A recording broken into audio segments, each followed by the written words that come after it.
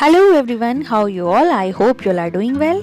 Have you ever thought if we speak in a dull manner or in a flat tone, how boring it will be, right? That's why we always have rise or fall in our voice tone. Sometimes our voice goes up, sometimes it comes down. And by this pitch variation only, it can be decided whether we are asking a question, or we are ordering something, or we are requesting something, etc., etc. And this pitch variation plays very important role for our correct English pronunciation. Yes, believe me. And this tutorial is about that pitch variation, which is called intonation. So do not skip this tutorial today and watch it from the beginning till the end. So let's begin.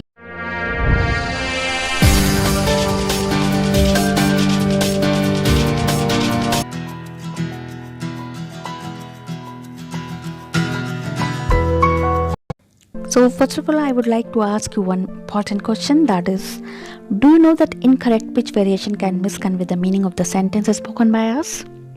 As I already told you that pitch variation plays very important role for correct English pronunciation. For example, if I say go there, it's an order. And if I say go there, it's a request. So the way I am using my voice tone will decide what do I want to convey, whether I am giving an order or I am requesting something. So we can't have rise and fall in our voice tone according to our choice. So there are certain patterns which we have to follow to convey the correct meaning and to have correct pronunciation. So this tutorial is about that pattern, about that pitch variation. So do not skip it and watch it from the beginning till the end. So first of all, I'll tell you that what is intonation, and I'll discuss about pitch variation, which is important for English pronunciation. So what is intonation? Intonation is rise and fall in our voice when we speak, as we can't speak always in a flat tone. So there is always a rise and fall in our voice when we speak. That is intonation. So intonation is a significant variation in the pitch from one part of utterance to another. It's about how we say the things rather than what we say. So the way we speak, that is intonation. So intonation indicates the mood of the speaker. The voice tends to rise or fall or remain flat, depending on the meaning or feeling we want to convey. It can be surprise, it can be anger, it can be request, it can be question, or it can be order, etc., etc. So there are two basic patterns of intonation in English: rising and falling. These are two basic patterns, though there are certain other patterns also, but in this tutorial I'll be discussing about rising and falling intonation. Alright, as I told you that we can't have rise and fall in our voice tone according to our choice. We have to follow certain patterns according to the statement. So let's begin. First of all, I'll tell you about rising intonation. Rising intonation, the pitch of the voice rises at the end of the sentence. Like, when should we have rise in our pitch? So rising intonation is used for yes-no type questions. So the questions which have answer in yes or no. For example, do you like this book? Do you like this book? So there is a rise in my pitch at the end of the sentence. And is like book. Okay. Is he your friend? Is he your friend? Does she know you? Does she know you? Did you understand? Did you understand? So now you can repeat after me. So there should be rise in your pitch at the end of the sentence. Remember. So just repeat. Do you like this book? Do you like this book? Is he your friend? Is he your friend? Does she know you? Does she know you? Did you understand? Did you understand?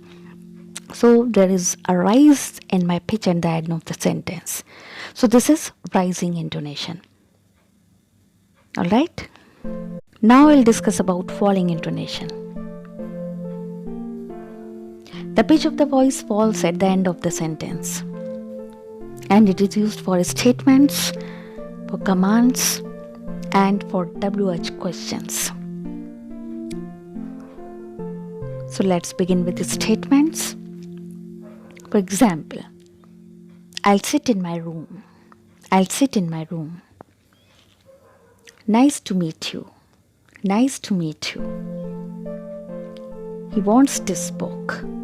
He wants this book. She doesn't live here. She doesn't live here. You can repeat after me. I'll sit in my room. I'll sit in my room. Nice to meet you. Nice to meet you. He wants this book. He wants this book. She doesn't live here. She doesn't live here. So there is a fall in my pitch at the end of the sentence. So I have already highlighted last word of the sentences with red color. So there is a fall in my pitch. Alright, you can't say like I'll sit in my room. That will be wrong way. Okay, now falling intonation in commands. Sit here. Sit here. Keep these books there. Keep these books there. Speak loudly. Speak loudly. Ring the bell. Ring the bell. You can repeat after me. Sit here. Sit here. Keep these books there. Keep these books there. Speak loudly. Speak loudly. Ring the bell. Ring the bell. Alright? Now, falling intonation in WH questions. For example, WH questions like beginning with who, what, where, why, which, when, how, etc. Now examples. What's your name? What's your name? Whose book is this? Whose book is this? Where do you live? Where do you live? When will she arrive? When will she arrive? So we can't say like, what's your name? Whose book is this? So there should be a fall in our voice tone at the end of the sentence. So now you can repeat after me. What's your name? What's your name? Whose book is this? Whose book is this? Where do you live? Where do you live? When will she arrive? When will she arrive? Alright? So there should be fall in your voice tone. So when we are asking WH question, there should be falling intonation, and we are asking any question which has answer in yes or no, there should be rising intonation. So remember to use intonation in the correct way. I hope you will follow these patterns in the correct manner. So all the best, guys. I hope you have liked this tutorial. If you've liked, then please press like, and do not forget to share it with your friends or family members. You can leave your comments, and do not forget to subscribe this channel if you have not subscribed it yet, and press the bell icon so that you may get notification for the next tutorial. Till then, take care. Bye bye.